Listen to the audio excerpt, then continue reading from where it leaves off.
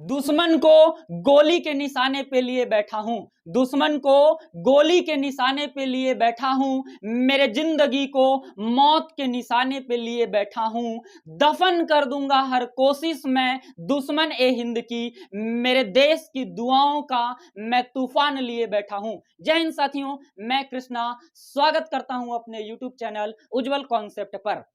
आज मैं बेहद ही शानदार सा सेशन लेकर आया हूं जो हिंदी का 12th कक्षा की दिंगत भाग 2 के काव्य खंड का पांचवा लेसन लेकर आया हूं, पांचवा भाग लेकर आया हूं।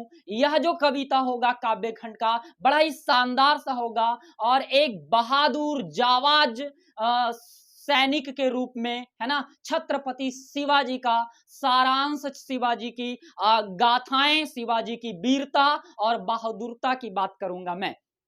आज मैं इनसे रूबरू होने के लिए आपके सामने आया हूं। तो सबसे पहले मैं बताऊं कि ये छत्रपति शिवाजी की विशेषताओं का वर्णन इस कविता में भूषण जी के द्वारा किया गया है। अर्थात यहां पर कवि जो होंगे वो भूषण जी होंगे और कविता जो होगा वो कवित नाम का कविता में भूषण जी ने छत्रपति शिवाजी और बुंदेला के राजा छत्रसाल की वीरता का व्याख्यान करते हैं। काफी इंटरेस्टिंग है, मजेदार है। आइए सबसे पहले मैं आपको कवि परिचय के बारे में बताता हूं क्या कहता है। यहां पे मैंने लिखा है कविता का नाम है कवित और कवि का नाम है भूषण। कवि का परिचय चंद शब्दों में मैं पूरा करने वाला हूं आपके बुक के अकॉर्डिंग। कहता है जन्म 1613 ईस्वी, निधन 1715 ईस्वी। ये जो है ना, ये जो कवि हैं औरंगजेब के समकालीन हैं, है ना, मुगल बादशाह औरंगजेब के समकालीन ये कवि हैं और शिवाजी से पहले इस पृथ्वी पर जन्म लिए थे। शिवाजी का जन्म 1630 ईस्वी में हुआ था और इनकी जन्म 1613 ईस्वी में हुआ है, यानी शिवाजी के पहले ये जन्म लिए हैं। लेकिन समकालीन की बात करें तो शिवाजी जो हैं इस कवि के समकालीन रहे हैं। इनके निधन 1715 ईस्वी में हुआ है, परंतु शिवाजी की मृत्यु तो 1680 ईस्वी में ही हो चुका है, यानी 50 साल की उम्र में ही इनकी मृत्यु हो गई थी। जन्म स्थान की बात करें तो तिकवापुर, कानपुर, उत्तर प्रदेश के ये रहने वाले हैं। उत्तर प्रदेश में इनका जन्म हुआ है कवि जी का, यानी भूषण जी का। ऐसा ना हो कि आप छत्रपति शिवाजी का जन्म यहां जोड़ दीजिएगा। पिता का नाम इनके रत्नाकर त्रिपाठी हैं, यानी कि इनके पिता का नाम भूषण जी के रत्नाकर त्रिपाठी हैं। इनकी कुछ कृतियां हैं जिसमें शिवराज भूषण, ये अधिकतर कृतियां या अधिकतर रचनाएं शिवाजी पर ही लिखे हैं। अर्थात वीर बहादुर जाबाज लोगों के बारे में ही ये ज्यादातर इन्हें रचना लिखे हैं। शिवा वावनी, छत्रसाल दशक, भूषण हजारा, भूषण उल्लास नामक कई रचनाएं इनके जो हैं प्रचलित हैं, है ना। कवि और कविता से संबंधित महत्वपूर्ण बातें, ये सेशन जो आपका है एग्जाम की दृष्टि से काफी महत्वपूर्ण होने वाला है। कई सारे वस्तुनिष्ठ प्रश्न का उत्तर आपको यहां से मिलने वाले हैं, है ना। आपको हर एक पॉइंट्स पर काफी ध्यान पूर्वक ध्यान रखना है। चित्रकूट के सोलंकी राजा रुद्रशाह ने भूषण को कवि भूषण की उपाधि दी थी। भूषण जी का नाम कवि भूषण कर दिया गया, कवि भूषण, इनके नाम के पहले कवि लगा दिया गया। और ऐसा कौन किया?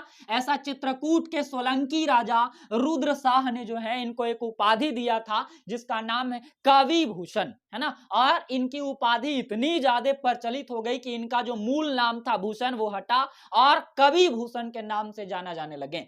कवि भूषण रीति काल के एक प्रसिद्ध कवि थे, रीति काल के एक प्रसिद्ध कवि थे। कवि भूषण को वीर रस का कवि कहा जाता है, ध्यान रखिएगा, वेरी इंपॉर्टेंट है ये। वीर रस का इनको कवि कहा जाता है। कवित रचना के प्रथम भाग में छत्रपति शिवाजी और दूसरे भाग में बुंदेला वीर राजा छत्रसाल की वास्तविकता प्रकट किया है। यानी ये जो अभी कवित जो आपको कविता मिलेगा उसमें दो पद मिलेंगे। प्रथम भाग में ये जो है छत्रपति शिवाजी और दूसरे भाग में बुंदेला वीर राजा छत्रसाल की वास्तविकता को प्रकट किए हैं। नेक्स्ट है हमारा कवि भूषण को रीतिवद आचार्य कवि भी कहा जाता है। कवि भूषण को रीतिवद आचार्य कवि भी कहा जाता है। ये सारे पॉइंट्स आपको इसी तरह से कॉपी में नोट करने हैं। कवि भूषण की रचना ब्रज भाषा में मिलती है, वज्र भाषा में इनकी रचनाएं देखने को मिलता है। कवि भूषण मुगल बादशाह औरंगजेब के समकालीन कवि थे।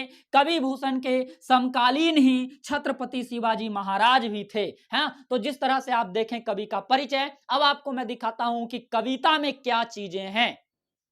इनकी जो भूषण जी के द्वारा लिखा हुआ जो कविता है उसका पहला पद मैंने यहाँ पे लाया है। ये 8 पंक्तियों में लिखा है, 2-2 करके, है ना, एक पंक्ति का निर्माण करा है, यानी इसमें टोटल 4 पंक्तियां लिखा गया है। मैं इन चारों का भावार्थ आपको समझाता हूं। छत्रपति शिवाजी के बारे में ये लिखा हुआ है ना। शिवाजी एक जगह है जिसका नाम मलेच्छ है, और इस मलेच्छ पर जो है वो अपना पूरी तरह से शिकंजा यानी अधिकार कर रखे थे, है ना, और इस तरह से अधिकार किए थे, है ना, बहुत वीरता के साथ, धीरता के साथ किए थे, जिसको कवि ने कहा है, इंद्र जिमी जंभ पर बाड़ब ज्यों अंभ पर, है ना, रावण संदभ पर रघुकुल राज है। कहता है कि जिस प्रकार यम पर इंद्र का, है ना, जिस प्रकार इंद्र का यम पर और बाड़ब ज्यों अंभ पर,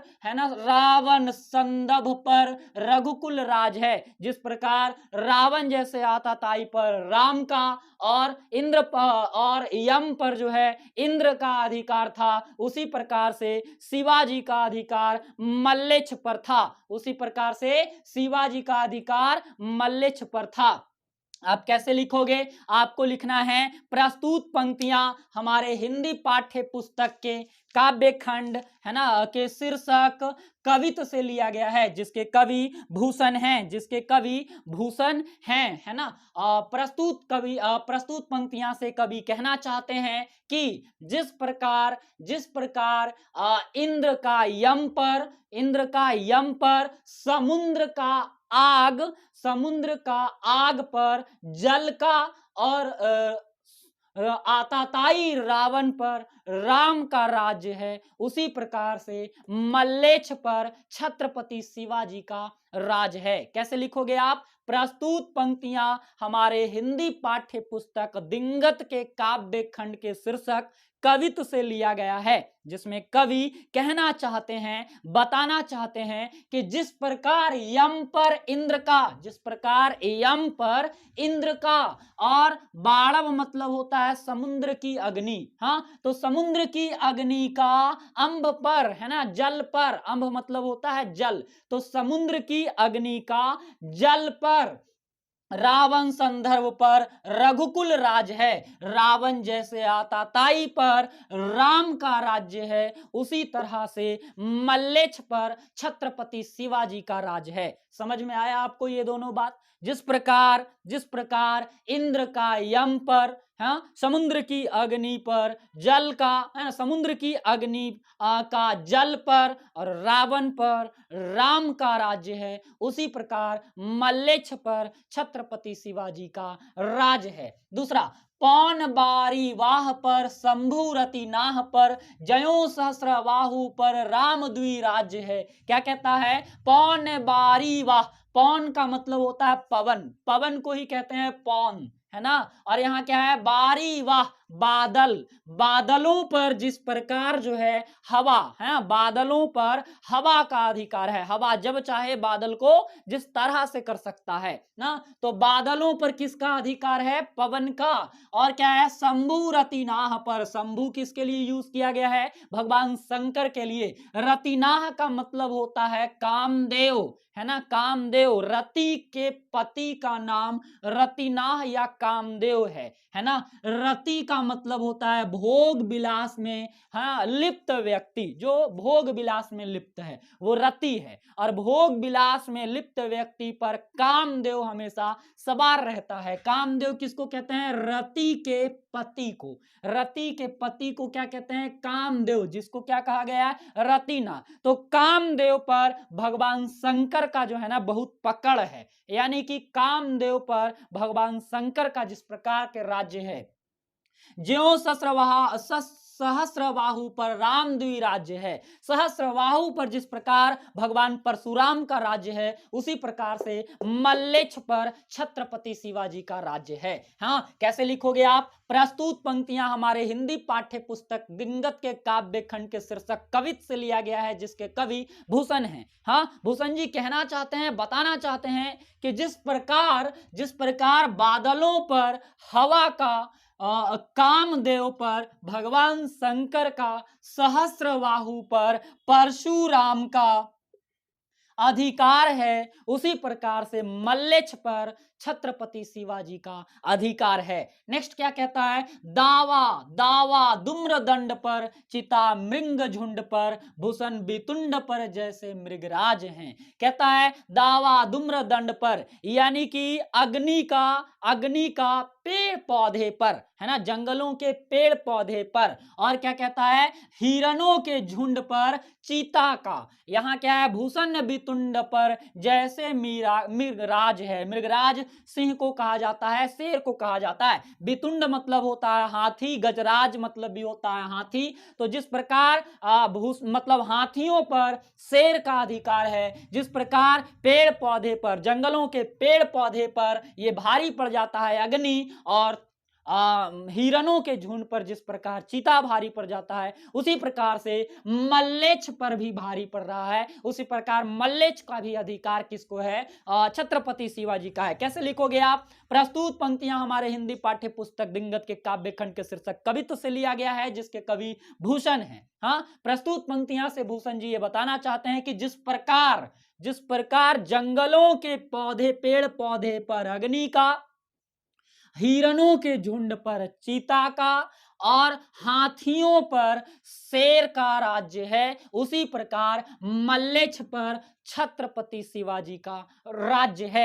ये मल्लेच्छ वर्ड बार बार यहां मिलेगा, अंतिम लाइन में मिलेगा। तेज तम अंश पर कान्ह जीवी कंस पर, यो मल्लेच्छ वंश पर शेर शिव राज्य है। क्या कहता है यहाँ पे? तेज तम अंश पर, जिस प्रकार अंधेरों पर उजालों का, जिस प्रकार अंधेरों पर उजाला का, है ना, जिस प्रकार कंस पर श्री कृष्ण का जिस राज्य है, उसी प्रकार से, है ना, उसी प्रकार से मल्लेच्छ वंश पर अधिकार किसका है? छत्रपति शिवाजी का। कैसे लिखोगे? प्रस्तुत पंक्तियां हमारे हिंदी पाठ्य पुस्तक के काव्य खंड के शीर्षक कवित्व से लिया गया है, जिसके कवि भूषण जी हैं। भूषण जी कहना चाहते हैं कि जिस प्रकार अंधकार पर प्रकाश का, कंस पर श्री कृष्ण का अधिकार है, उसी प्रकार से मल्लेच्छ पर छत्रपति शिवाजी का अधिकार है। तो इन सारे में से कोई भी लाइन अगर व्याख्या करने को आता है तो आप आसानी से कर सकते हैं। आइए इसका दूसरा स्लाइड देखते हैं, छत्रपति छत्रसाल के बारे में क्या कहता है। तो इनका दूसरा जो पंक्ति है या दूसरा जो भाग है, इसमें इन्होंने छत्रसाल की वीरता को, राजा छत्रसाल, है ना, जो बुंदेला के राजा थे, मैं कभी एक और सेशन में बताऊंगा आपको छत्रपति शिवाजी के बारे में, और भी जितने महान योद्धाएं हैं उनके जीवनी के बारे में। तो मैं यहाँ समझता हूँ कि आपको समझाता हूँ कि क्या कहता है ये। यहाँ लिखा है, निकसत म्यान ते मयूख है, परलय भानु कैसी, फारे तम तोम से गयंद के जाल को। क्या कहता है? कैसी। और यहाँ पे क्या है? गयंद के जाल को। कहता है कि छत्रसाल के मयान से, जब राजा छत्रसाल के मयान से तलवार निकलता है, मयान ते मयूख है ना, तलवार निकलता है, परलय भानु कैसी, तो जो है प्रलय सा फैल जाता है ना, शत्रुओं पर इस तरह से विध्वंसकारी रूप से आक्रमण होता है कि प्रलय की स्थिति बन जाती है। फारे तम तोम से गयंद के जाल को, है ना, हाथियों के जैसा, हाथी जैसा वजनी, हाथी जैसा मजबूत जाल को भी क्या करता है? ये फाड़ देता है, उसको भी नष्ट विनष्ट कर देता है, तितर वितर कर देता है ना। किनकी तलवार की वर्णन किया गया है? ये छत्रसाल के, है ना, राजा छत्रसाल के तलवार की व्याख्यान कर रहे हैं कौन? भूषण जी। आप कैसे लिखोगे? प्रस्तुत पंक्तियां हमारे हिंदी पाठ्य पुस्तक के काव्य खंड के शीर्षक कवित्त से लिया गया है, जिसके कवि कौन है? भूषण जी हैं। भूषण जी किसके बारे में कहते हैं? भूषण जी बुंदेला के राजा छत्रसाल की वीरता, धीरता और पौरुष का वखान करते हुए कहते हैं कि जब उनकी तलवार म्यान से बाहर निकलती है तो प्रलय की स्थिति मचा देती है। हाँ, शत्रुओं को इस प्रकार से शत्रुओं के जाल को भेदित करते हैं, है ना। हाथी जैसे मजबूत जाल को भी क्या करते हैं? नष्ट कर देते हैं, है ना। तितर बितर कर देते हैं, एकदम से प्रलय की स्थिति उत्पन्न कर देता है। दूसरा है लागती लपकी कंठ वैरिन के नागिन सी, रुद्र ही रिझावे दय मुंडन की माल को। क्या कहता है यहाँ पे कहता है लागती लपकी कंठ वैरिन के नागिन सी, है ना। वैरिन, देखो वैरिन के मतलब होता है शत्रुओं के, लागती लपकी कंठ, उसके गलाओं में तुरंत से इनका तलवार फंस जाता है। कैसा? नागिन सी, नागिन जिस तरह से अपने आप में किसी को लपेट लेता है, नागिन का स्वभाव क्या है? नाग का, सांप का स्वभाव क्या है कि वो किसी भी चीज में जो है ना जल्दी से लपेटता है, अपने में खुद को लपेट के उसको कसता है। तो इनकी तलवार की तुलना किससे करी गई है? नागिन से, है ना, कि जब शत्रु के गर्दन निकट आता है तो नागिन के जैसा उसको लपेट करके तुरंत विध्वंस कर देता है। रुद्र ही रिझावे दय दय मुंडन की माल को, और जिस तरह से जो है ना काली माता के सामने जो है अपने सर को काट काट के उनको प्रसन्न करने के लिए चढ़ा दिया जाता है ना। ऐसा कौन करते हैं? ऐसा छत्रसाल करते हैं ना। छत्रसाल राजा जो है बुंदेला का, उनके तलवारों का वर्णन कर रहे हैं। कैसे लिखोगे? प्रस्तुत पंक्तियां हमारे हिंदी पाठ्य पुस्तक के काव्य खंड के शीर्षक कवित्त से लिया गया है, जिसके कवि कौन है? भूषण जी हैं, है ना। और कवि कहना चाहता है या कवि बताना चाहता है, कवि राजा बुंदेल के राजा छत्रसाल की धीरता, वीरता और पौरुष का बखान करते हुए कहते हैं कि जब उनकी तलवार शत्रुओं के गर्दन से लगती है तो नागिन जैसी लपटा जाती है ना। और रुद्र को यानी काली माँ को या भगवान शिव को प्रसन्न करने के लिए मुंड की माला जो है चढ़ाते जाते हैं।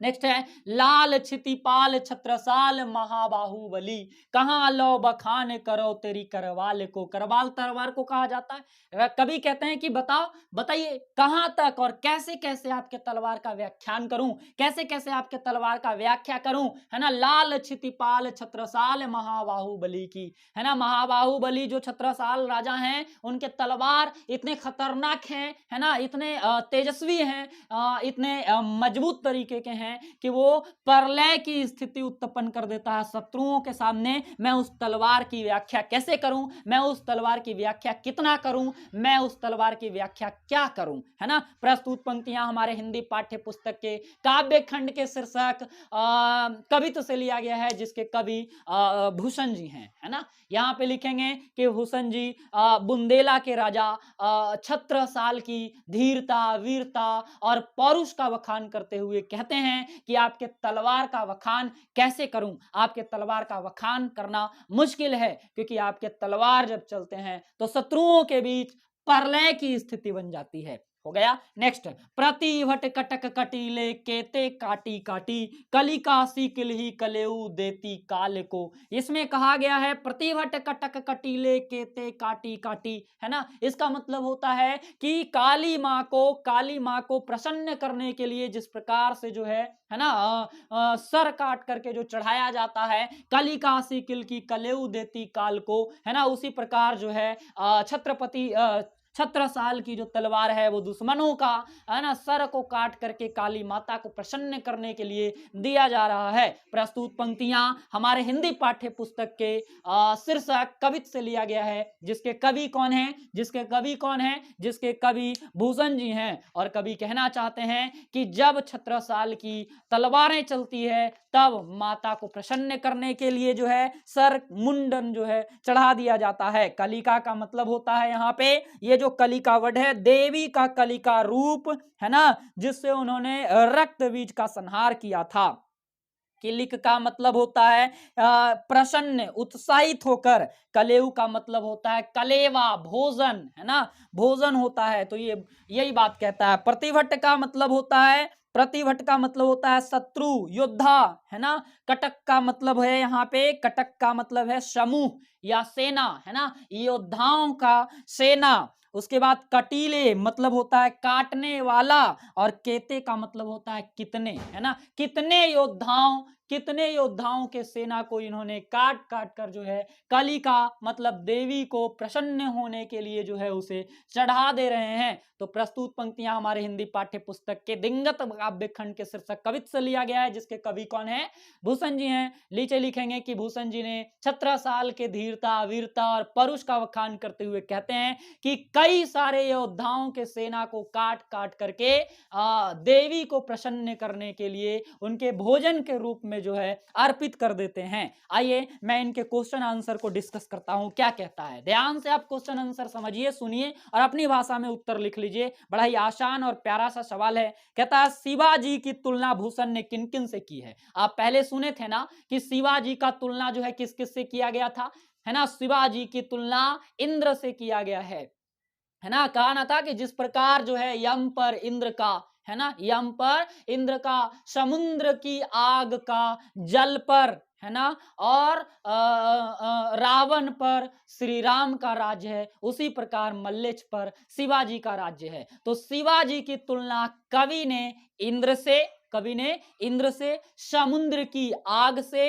राम से, परशुराम से, है ना, शिव शंकर से, हवा से तुलना किया है। तो आपको लिख देना है आसान वे में, एकदम आसान है। दूसरा, शिवाजी की तुलना भूषण ने मृगराज से क्यों की। शिवाजी की तुलना भूषण ने मृगराज से क्यों की। मृगराज मतलब शेर होता है, सिंह। तो भूषण जी ने शिवाजी की तुलना मृगराज से इसलिए की क्योंकि शिवाजी उसी तरह से, है ना, शत्रुओं के झुंड पर टूट पड़ते हैं जिस तरह से शेर जो है हिरणों के झुंड पर टूट पड़ता है। यानी हिरणों के झुंड पर टूट पड़ता है कौन? शेर। तो शेर की जो क्वालिटी है, विशेषता है, वही विशेषता छत्रपति शिवाजी में देखने को मिलता है। इसलिए कवि ने छत्रपति शिवाजी को मृगराज से तुलना कर दिया। तो आप कैसे लिखोगे कि कवि शिवाजी को मृगराज से तुलना इसलिए किया कि जिस प्रकार मृगराज हिरणों के झुंड पर टूट पड़ता है, उसी प्रकार छत्रपति शिवाजी भी अपने शत्रुओं पर टूट पड़ते हैं। नेक्स्ट, छत्रसाल की तलवार कैसी है, वर्णन कीजिए। इसी पंक्ति में छत्रसाल की तलवार के बारे में बताया गया है। आपको लिखना है कि छत्रसाल की तलवार जब म्यान से निकलती है तो बड़ा ही प्रलयकारी रूप ले लेती है ना। कई सारे शत्रु योद्धाओं का गर्दन काट देती है ना। और जब भी शत्रु के गर्दन तक पहुंचती है तो नागिन सा लपेट आ जाती है ना। ये क्या हो गया? तलवार का वर्णन हो गया। चौथा क्वेश्चन में 2 क्वेश्चन है जिसमें कह रहा है कि आपको इसको व्याख्या करना है। लगती लपकी कंठ वैरिन के नागिन सी रुद्र रिझावे दे दे मुंडन की माल को। प्रस्तुत पंक्तियां हमारे हिंदी पाठ्य पुस्तक के काव्य खंड के शीर्षक कवित से लिया गया है, जिसके कवि भूषण हैं। पैराग्राफ चेंज करके लिखना होगा कि कवि भूषण छत्रसाल की धीरता, वीरता और परुष का बखान करते हुए कहते हैं, है ना, कि जब छत्रसाल की तलवार शत्रु के गर्दन तक जाता है तब वह नागिन सा लपटा जाता है और महाकाली को रिझाने के लिए, प्रसन्न करने के लिए उसकी गर्दन को चढ़ा दिया जाता है। प्रतिभट कटक कटीले केत काटी काटी कलिका सी किलकी कलेऊ देते काल को। ये वाली पंक्ति अभी जस्ट ही तो समझाया था, बैक में जाइए और इसका आंसर लिख लीजिए। 5वां क्वेश्चन क्या कहता है? भूषण रीतिकाल की किस धारा के कवि हैं? वे अन्य रीतिकालीन कवियों के कैसे विशिष्ट हैं? भूषण जो हैं रीतिकाल की वीर रस के कवि हैं, है ना। वीर रस के कवि हैं ये, और इनकी कविताओं में वीरता ज्यादातर देखने को मिलता है। आपके अनुसार दोनों छंद में अधिक प्रभावी कौन है और क्यों? मेरे अनुसार दोनों ही छंद प्रभावकारी हैं। एक छंद इसका छत्रपति शिवाजी को लेकर किया गया और दूसरे छंद जो है छत्रसाल की वीरता को दिखाया गया। तो मेरे अनुसार ये दोनों पद जो हैं प्रभावकारी हैं। अगर आपके अनुसार कोई एक प्रभावकारी है तो आप उनका व्याख्या आराम से कर सकते हैं, है ना, क्योंकि मैंने सारी चीजों के बारे में आपको बताया है। उम्मीद करता हूं कि आपको इस सेशन से काफी कुछ सीखने को मिला होगा। अगर आप इस वीडियोस को, इस सेशन को देखकर एग्जाम अटेंड करते हैं तो आप इस चैप्टर से रिलेटेड कोई भी क्वेश्चन को ना छोड़ पाएंगे, है ना। मिलेंगे आपसे नेक्स्ट सेशन में नए कविता के साथ, नए उत्साह के साथ, नए जोश के साथ। तब तक के लिए जय हिंद।